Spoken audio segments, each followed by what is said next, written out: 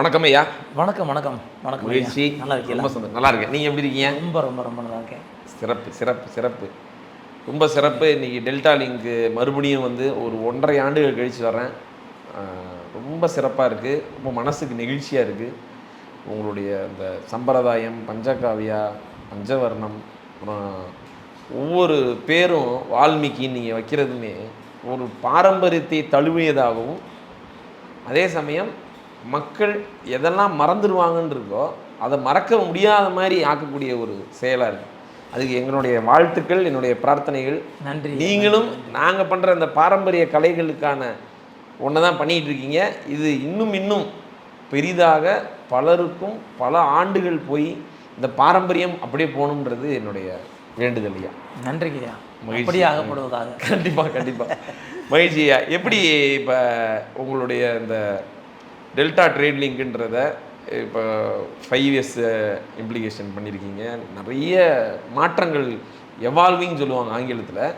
தன்னை தானே கல்கி எப்படி செதுக்கிக்கிட்டே மிச்சமும் செதுக்குனா வலிக்கும், அதனால் தானே செதுக்கிக்கிற மாதிரி உங்கள் டீமில் இருக்கிற மக்கள், அப்புறம் உள்ளே இருக்கக்கூடிய அந்த சிஸ்டமு, அப்புறம் அவங்களுடைய இம்ப்ளிமெண்டேஷன், இது எல்லாத்தையுமே எவால்வ் பண்ணியே கொண்டு போயிட்டுருக்கீங்க. இன்றைக்கி இப்போ என்னவாக இருக்குது? இன்னும் அடுத்து என்ன வச்சுருக்கீங்க பிளான்? வணக்கம் ஐயா. நான் வந்து ஆக்சுவலி இப்போ நீங்கள் பேசிக்கிட்டு இருக்க இந்த தருணம் வந்து என்னோடய 25வது வருடம். வாழ்த்துக்கள் வாழ்த்துக்கள். சிறப்பு, மகிழ்ச்சி. ஒரு சில்வர் ஜூப்ளியில் உங்களை மீட் பண்ணல நான் ரொம்ப சந்தோஷப்படுறேன். சூப்பர். ஆக்சுவலி டெல்டாங்கிறது 1999ஆம் ஆண்டு இதே ஏப்ரல் மாதத்தில் ஆரம்பிக்கப்பட்ட ஒரு நிறுவனம். அது ப்ராப்பராக ட்ராக்குக்கு வர்றதுக்கே ஒரு 5 வருஷம் 6 வருஷம் ஆச்சு. ஒரு நாளில் வந்துடல. 99 ஆரம்பித்தது. மார்க்கெட்டில் லைட்டாக போய் என்ட்ரி பண்ணுறதுக்கே எங்களுக்கு வந்து ஒரு 6 வருஷம். 2005 தான் வந்து மார்க்கெட்டு உள்ள என்ட்ரி பண்ணுறோம். ஓஹோ. இந்த 6 வருஷமே எங்களை நாங்கள் தயார்படுத்திக்கிட்டு தான் இருந்தோம். ப்ராசஸ் எப்படி நம்ம அடுத்த கட்டத்துக்கு கொண்டு போகலான்ட்டு. அப்போ என்னென்னா, நான் வந்து அப்போதைக்கு நான் ஒரு மார்க்கெட்டிங் கம்பெனியில் ஒர்க் பண்ணிக்கிட்டு இருந்தேன். அந்த மார்க்கெட்டிங் கம்பெனி எப்படின்னா, வீட்டுக்கு கொண்டு போய் சோப்பு பவுடர் சேல்ஸ் பண்ணுற ஒரு நிறுவனம். ஓஹோ. எல்லாம் ஸ்டோர் ஸ்டெப் போயிட்டு ஒவ்வொரு வீட்டுக்கும் டோர் நாக் பண்ணிவிட்டு இந்த மாதிரி எங்கள் உற்பத்தி பொருளை டோர் ஸ்டெப் மார்க்கெட்டிங் எப்படி பண்ணுவோம்? டைரக்ட் மார்க்கெட்டிங் நாங்கள் சொல்லுவோம். வீட்டுக்கு போய் விற்கிறது. அவங்க ஒரு ரியாக்ஷன் கொடுப்பாங்க ஒருத்தர். ஆமாம், நிறைய பேர் வருவாங்க, திட்டுவாங்க, வேணும்பாங்க, வேணாம்பாங்க, பரிதாபப்படுவாங்க. எல்லாம் வந்து அது ஒரு ரேஷியோ வச்சுருப்பாங்கய்யா. 10:1ன்னு சொல்லி ரேஷியோ. அதாவது 10 வீட்டை போய் நீங்கள் டோர் நாக் பண்ணிங்கன்னா, கதவை தட்டுனீங்கன்னா, 10 வீட்டை கதவை தட்டுனீங்கன்னா அதில் வந்து கண்டிப்பாக 3லேருந்து 4 வீடு மரியாதை தர மாட்டாங்க. முதல்ல ஃபஸ்ட்டு மரியாதை இழக்கணும். மரியாதை கிடைக்காது. நாய்களை வெளியே ஓடாங்கிற மாதிரி தான் இருக்கும். அது வார்த்தையால் சொல்லுவாங்க அல்லது பார்வையால் சொல்லுவாங்க. எப்படியாச்சும் ஒரு வழியில் வெளியே போங்கடா அப்படிங்கிற மாதிரி தான் இருக்கும். அந்த புறந்தள்ளுதலுக்கு அப்புறம் அந்த 10 பேர்த்து 4 பேர் இப்படி தான் இருப்பாங்க.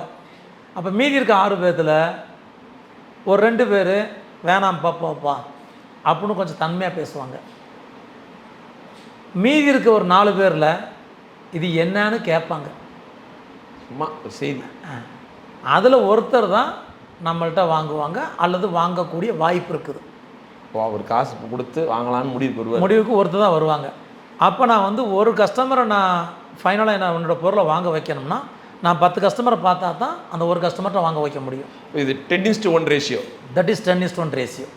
இது ஃபஸ்ட்டு மனசில் ஏற்றிக்கணும். மார்க்கெட்டிங்கில் லா ஆஃப் ஆவரேஜும்பாங்க. Law of average. நீங்கள் எத்தனை பேர்த்த மீட் பண்ணால் உங்கள் பொருளை எத்தனை பேர் வாங்குவாங்க. ஓஹோ. இதுதான் மார்க்கெட்டிங்கோட பேசிக் லா எனக்கு சொல்லிக் கொடுத்த விஷயத்தில். இப்போ நான் எனக்கு ஒரு நாளைக்கு 10 கஸ்டமருக்கு ஒரு கஸ்டமர் கிடைக்கிறாங்க. அப்போ ஒரு நாளைக்கு எனக்கு 25 கஸ்டமர் வேணும். 25 கஸ்டமரை சேல் பண்ணணும்னா எண்ட் ஆஃப் தி டே நான் 250 கஸ்டமரை மீட் பண்ணால் தான் எனக்கு 25 கஸ்டமர் கிடைப்பாங்க. கன்வர்ஷன் ஆகிறதுக்கு வாய்ப்பு இருக்குது.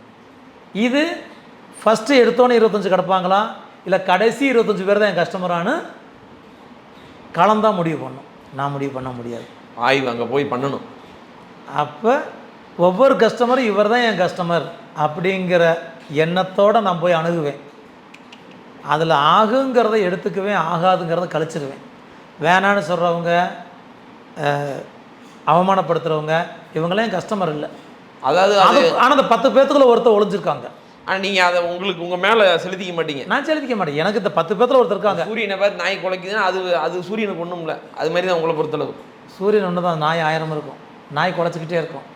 ஸோ நமக்கு தேவை அந்த 10 பேர்த்தில் ஒருத்தர் யாரோ. ஆனால் அந்த 10 பேர்த்தில் ஒருத்தருங்கிறது கண்டிஷன் கிடையாது.